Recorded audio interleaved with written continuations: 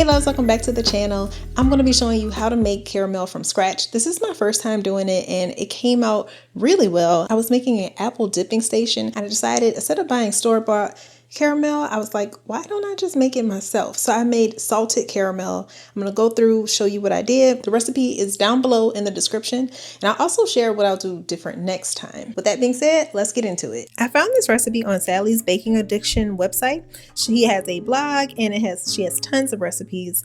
I found this caramel sauce and she described it as a 4-ingredient, easy homemade sauce that you can have ready in 10 minutes. So I said, of course, I'm going to make this. It just looks so good. The 4 ingredients is just sugar, heavy cream, butter, and salt. And that's if you want it to be salty. Then if not, then it's just 3 ingredients. So the recipe says that you should use a wooden spoon or a heat-safe silicone spatula. So I put sugar in the pot and I just had to wait for it to kind of form clumps. And then once the sugar formed the clumps, it was going to melt down and to be a thick brown amber colored liquid. So that's where you're going to get like that caramel color.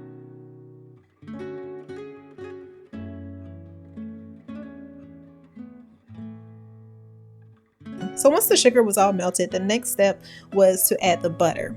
So I stirred my butter in, trying to be careful that it didn't splatter because this stuff was very hot.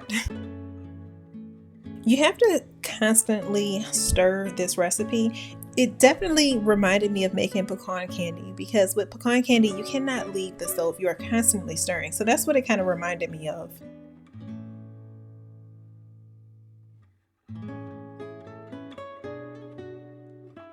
So once the butter ended up melting, I had to slowly add the heavy cream, and that's because once you add the heavy cream, it's just gonna bubble and then you're gonna get like a whole bunch of steam. And just make sure nothing like pops up on you. Just be very careful at this point. And once I finished adding the heavy cream and stirring it, I had to stop stirring and then let it boil for a minute. Now, what I did was I had a candy thermometer.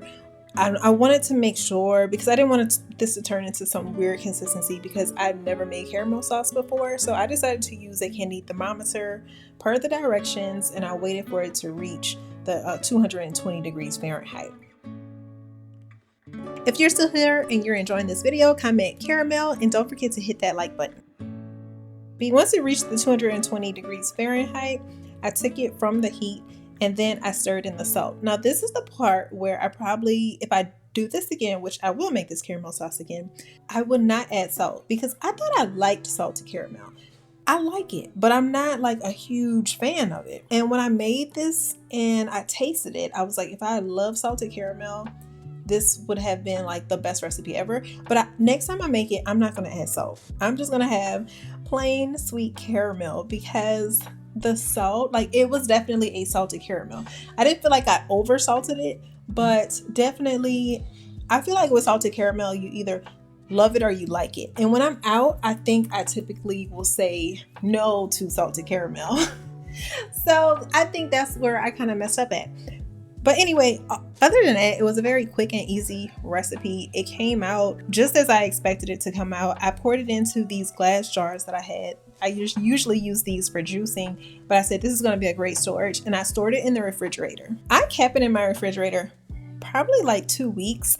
In the recipe, it says you can keep it for like a month in your refrigerator, but I just wasn't using any more caramel for anything, so I went ahead and got rid of it. I'm going to show you how I ended up using it to make my apple dipping station, which was a hit. Now I had a little cauldron hanger that I got from Amazon, and I held on to this thing probably for 2 years before I used it because we ended up moving, and then I forgot about it last year, and then this year I said, wait, I can use this for my dipping station, and I found it. I thought I had lost it, but I found it. I put it together. It was very easy.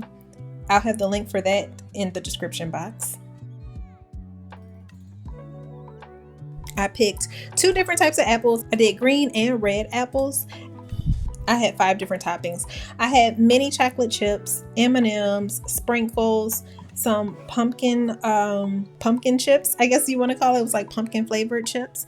And then I also had crushed up some pretzels. Right before serving, I kind of just warmed up the caramel in the microwave to kind of get it back soft.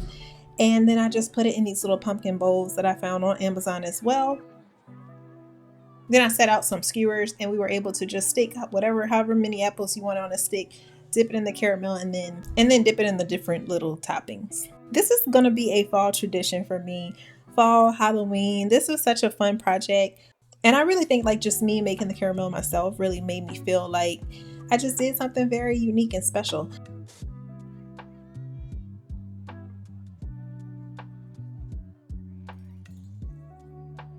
So let me know if you tried this out. Do you like salted or unsalted caramel? Let me know in the comments down below. I do have some cookie decorating videos and cake videos if you are interested in that. Don't forget to like, comment, and subscribe, and I'll see you in the next one.